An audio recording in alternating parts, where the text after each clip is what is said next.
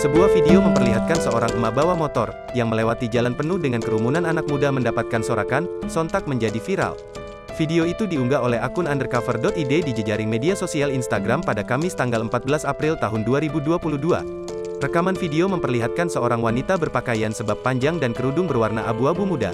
Wanita berkacamata itu mengendarai sepeda motor bebek dan tanpa menggunakan helm kala sore hari jalan umum yang berlokasi di daerah perkampungan, dengan pemandangan hamparan sawah yang ramai oleh para pria. Gerombolan pria yang kebanyakan masih muda, berkerumun hingga memenuhi masing-masing pinggiran jalan. Entah ada acara apa yang membuat para pria itu berkumpul dengan sepeda motornya di pinggir jalan.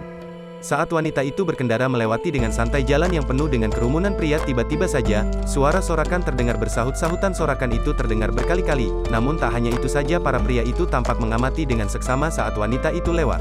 Mereka bahkan sampai bertepuk tangan, entah dengan maksud apa. Peristiwa tersebut diduga direkam oleh seorang pria yang juga tengah berada di lokasi kejadian. Kala itu video itu pun viral dan mencuri perhatian warganet.